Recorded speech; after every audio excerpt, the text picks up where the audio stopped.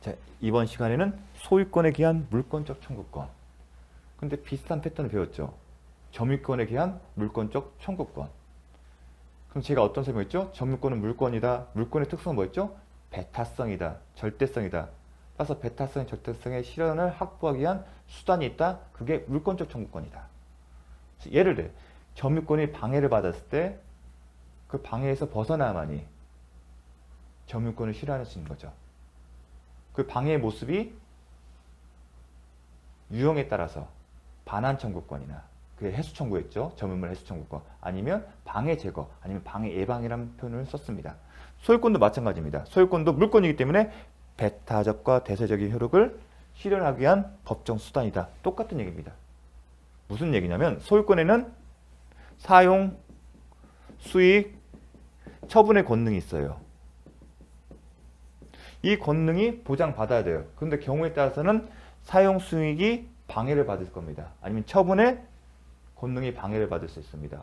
예컨대 처분의 권능의 반응이 뭐냐면 원인 무효의 등기가 있는 경우입니다. 아니면 사용 수익이 방해된다. 그러니까 사용 수익 방해 받는 경우에는 점유를 존재하는데 점유를 다른 사람이 가져간 경우.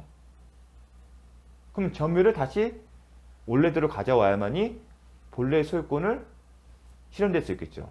처분 권능도 무효인 등기를 말소해야만이 자신이 제3자의 매매를 할 수가 있는 겁니다.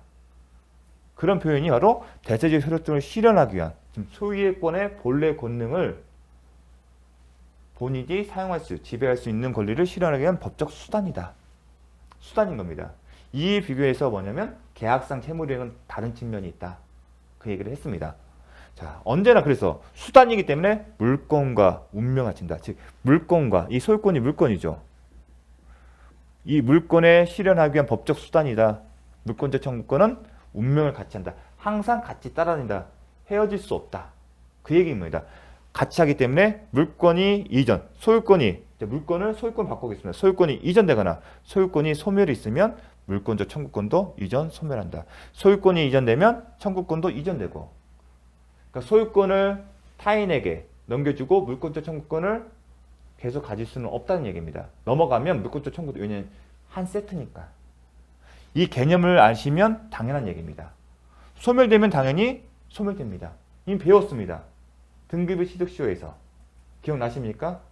그 시험에 잘 나온다고. 그 표현입니다. 소유권을 양도한 전 소유자가 자, 여러분이 갖고 있는 주택의 소유자입니다. 그걸 저한테 양도를 했습니다. 그럼 소유권이 저한테 넘어갔습니다. 등기.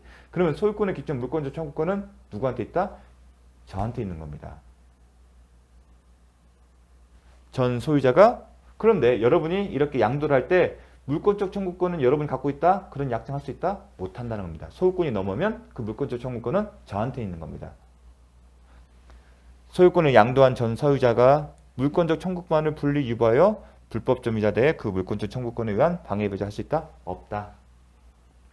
소유권이 이전이 되면 물권적 청구권은 넘어온다. 설사 약정에 의해서 여러분이 물권적 청구권을 갖고 자기가 소유권을 갖는다 약정했다 하더라도 그 약정의 효력이 없습니다. 왜냐하면 물권적 청구권은 이 물권의 법적 수단이기 때문에 한 세트다. 그 얘기를 쓴 겁니다. 청구권만을 분리 유보하여 청구권에 기한 방해 배제할 수 있다? 없다. 왜냐하면 이렇게 이해하시면 됩니다. 물권적 청구권의 구체적 내용은 반환 청구권과 방해 제거와 방해 예방 청구권이 있습니다. 누구만 할 수 있냐? 소유자만이 할 수 있다. 그런데 소유권을 양도했으면 소유권을 상실하잖아요. 소유권을 상실했다는 얘기는 물권적 청구권도 상실한다. 따라서 물권적 청구권을 행사할 수 없는 겁니다. 불법적인. 누가만 할 수 있다? 이 소유권을 넘겨받은 소유자만이 할 수 있다. 그런 개념과 연결해 주십시오. 일단 소유권을 상실한 소유자는 불법 점유자 되어 물권적 청구권에 기한 방해 배제할 수 없다. 왜냐하면 물권적 청구권은 누구만 할 수 있냐? 소유자만 할 수 있기 때문에. 물권 청구권 행사 요건은 그래서 소유자입니다. 소유자가 아닌 사람은 할 수가 없다. 그렇게 기억하십시오. 소유권에 기한 물권적 청구권은 그 소유자가 소유권을 상실하면 더 이상 인정되지 않는다. 이미 배웠습니다. 등급의 취득시효 완성에 의해서 진정한 소유자가 소유권을 물권적 청구권을 행사할 수 없고 그거 기억나십니까? 등급의 취득시효 완성되면 곧바로 소유권을 상실하고 반사적으로 진정한 소유자는 소유권을 잃는다. 소유권을 상실하기 때문에 더 이상 물권적 청구권을 행사할 수 없고 그런 말미암아 이행불능 문제가 있는데 전부배상 청구할 수 있냐? 그 논리 기억나시죠? 못한다. 거기까지 기억하십시오. 물권적 청구권 행사하기 위해서는 상대방에게 기책사유 있어야 한다? 아니다. 물권적 청구권 행사했을 때는 기책사유를 따지지 않습니다. 왜냐하면 배타성과 대세적 효력이 있기 때문에. 근데 채무불이행은 달라요. 기책사유를 요하요. 그게 다른 점입니다. 그거와 혼동하시면 안 됩니다. 채무불이행했을 때는 기책사유가 있어야 한다. 하지만 물권적 청구권 행사할 때는 그렇지 않다는 거 중요합니다. 소유권에 기한 물권적 청구권은 그 소유권과 분리해 별도의 소멸시효의 대상이 된다? 아니다. 소멸시효 언급했을 때 한번 했습니다. 기억하십시오. 물권적 청구권이 독립해서 소유권 자체는 소멸시효 대상이 되지 않아요. 물권적 청구권만이 소멸시효 된다면 물권적 청구권을 행사할 수 없는 소유권이 존재한다는 겁니다. 근데 그거는 대세적, 배타적, 대세적 효력을 실현하는 법적 수단이라는 이런 개념에 맞지 않습니다. 논리적으로. 그래서 이 표현들이 사실 한 문장이지만 정말 상당한 의미를 내포하고 있습니다. 이거와 연결되거든요. 그래서 교과서나 좀 설명이 많은 교과서는 바로 이런 표현을 쓰면서 물권적 청구권만 분리해서 별도의 소멸시효 대상이 되지 않는다. 그런 표현이 나옵니다. 다음, 자, 소유권은 사욕수익 권능이 처분 권능이 있는데 그 방해 모습에 따라서 물권적 청구권 행사의 내용이 다릅니다. 크게 반환 청구와 방해, 제거 내지는 방해 예방입니다. 반환 청구는 방해의 내용이 뭐냐? 점유입니다. 점유하는 타인이 점유합니다. 방해 기본적으로 물권적 청구권은 방해가 존재하는데 그 방해 모습에 따라서 반환 청구권 내지는 방해 제거, 방해 예방을 할 수 있는 겁니다.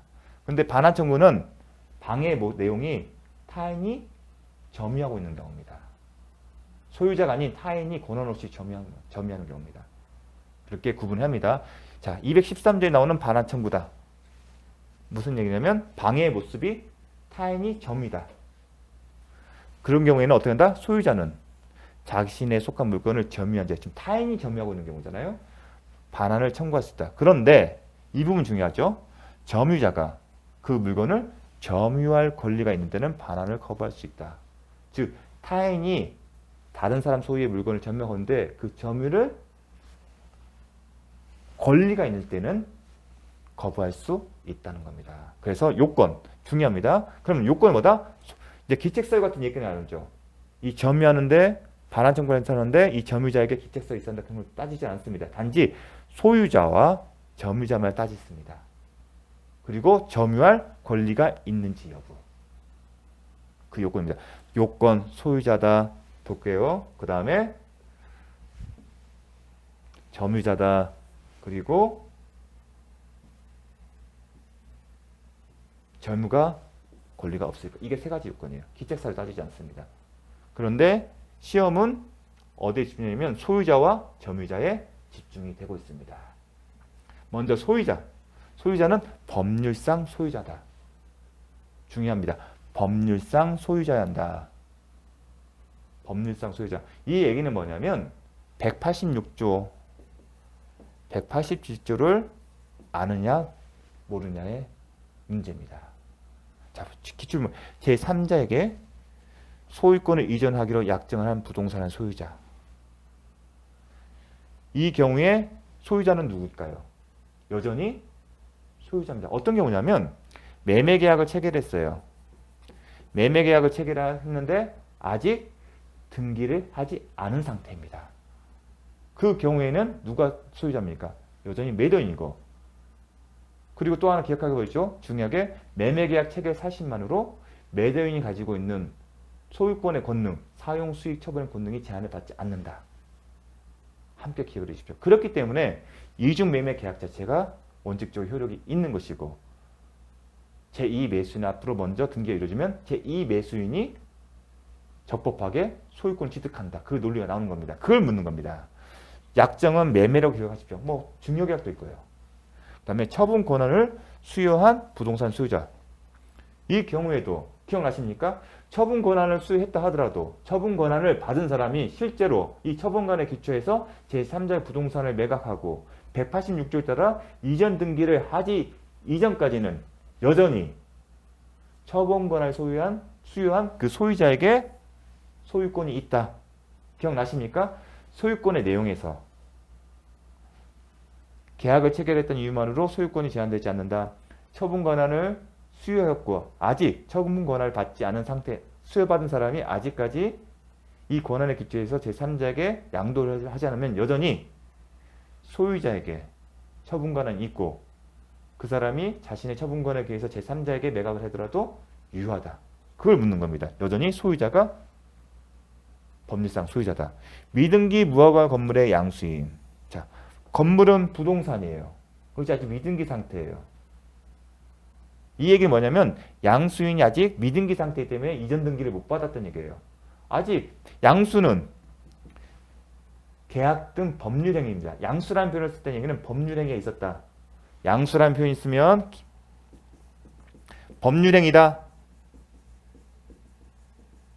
그리고 186조가 적용된다. 따라서 등기가 있어야만이 물권 변동. 대부분 물권 변동은 소유권이기 때문에 소유권 취득이 효력이 발생한다. 등기를 해야 한다. 그런데 미등기 때문에 이 사람은 등기를 못한 거예요.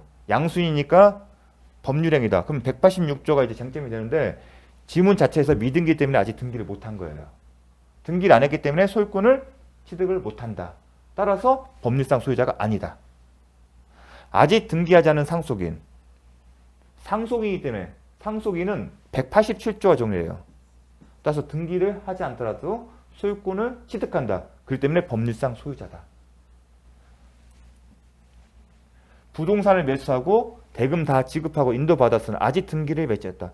매수를 했으면 법률행위다. 법률행위 되면 186조가 적용된다. 즉 등기를 해야만이 소유권의 취득의 효력이 발생한다. 그래서 아직 등기를 하지 않기 때문에 이 사람은 법률상 소유자가 아니다. 213조에서 언급하는 소유자가 아니라는 겁니다. 이른바 사실상의 소유자라는 개념이 있는데 나중에 배울 겁니다. 사실상의 처분 권한이 있는 미등기 매수인이라는 표현을 쓰는데 사실상 표현을 썼다는데 이건 우리가 인정하지 않습니다. 물권법정주의에서 이러한 개념은 인정하지 않습니다. 제3자가 불법으로 점유하고 있는 물건의 소유권을 취득한 새로운 소유자. 당연히 소유권이 있기 때문에 소유권을 취득했지 않습니까? 그 사람이 213조의 소유자에 해당됩니다. 반면에 종전의 소유자는 아니죠. 소유권이 이전됐기 때문에 소유권을 상실하기 때문에 물권적 청구권을 행사할 수 없다. 그 얘기를 묻는 겁니다. 물권이 이전하거나 소멸하면 물권적 청구권도 이전하고 소멸한다. 그 얘기를 묻는 겁니다. 제3자에게 지상권도 제한 물권을 설정해 준 소유자. 자, 소유자는 여전히 지상권을 설정해 준 사람이잖아요. 자, 이런 얘기입니다. 아직 지상권을 안 배웠지만 갑토지가 있다. 소유자다. 어떤 경우다? 지상권을 설정해 준 거예요. 을에게 지상권. 지상권을 설정해 주었더라도 여전히 소유권은 갑에게 있잖아요. 단지 사용수의 권능의 일부 권능을 을에게 준 거예요. 일정한 기간 동안만. 여전히 소유자는 갑이에요. 그 개념입니다. 제한 물권을 설정해 준 소유자는 여전히 설정해 준 사람입니다. 전세권도 마찬가지고요. 지상권을 설정한 토지의 소유자는 갑은 토지 일부의 불법 점유자 되어 방해 배제를 청구할 수 없다. 아니다. 할 수 있다. 방해 배제를 누가 한다? 소유자가 방해하는 사람 상대로 하거든요. 그러니까 소유자가 맞냐 아니냐를 묻는 겁니다. 지상권 설정한 사람은 여전히 소유자입니다. 소유권이 여전히 갑에게 있습니다. 단지 지상권을 설정했기 때문에 사용수의 권능에 제한을 받을 뿐입니다. 일정 기간 동안. 공유자 중 1인 당연히 소유자입니다. 공유자도 소유자입니다. 다만 소유권이 이렇게 하나가 있는데 양쪽으로 분할이 되는 겁니다. 공유 개념은 하나의 소유권을 나눠서 갖는다. 여전히 소유자입니다. 제3자가 불법 점유한 경우 공유자 전원이 아니라 자신에게 반환할 것을 단독으로 청구할 수 있다. 요건 나중에 보존행위로서 가능합니다. 그때 가서 다시 설명하겠습니다. 보존행위로서 단독으로 반환을 청구할 수 있다. 그때 가서는 또 나옵니다. 일단 중요한 핵심은 공유자 1인도 소유자이기 때문에 물권적 청구권을 행사할 수 있다. 213조, 214조.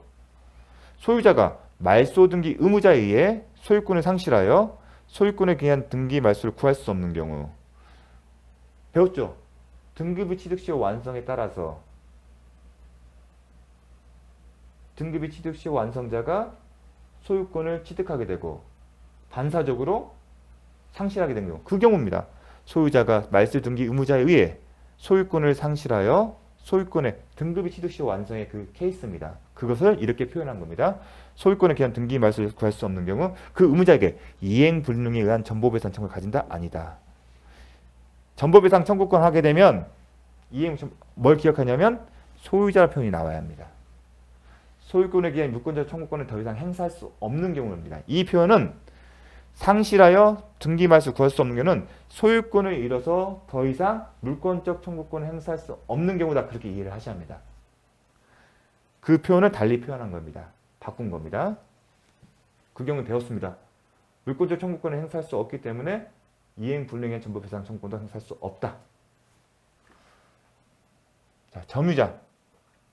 자, 점유는 말 그대로 점유하는 목적물에 지배를 하고 있습니다. 근데 여러분이 점유자 관련 물건이면 이제 이 점유자 관련해서 213조와 관련해서 점유자는 딱 하나입니다.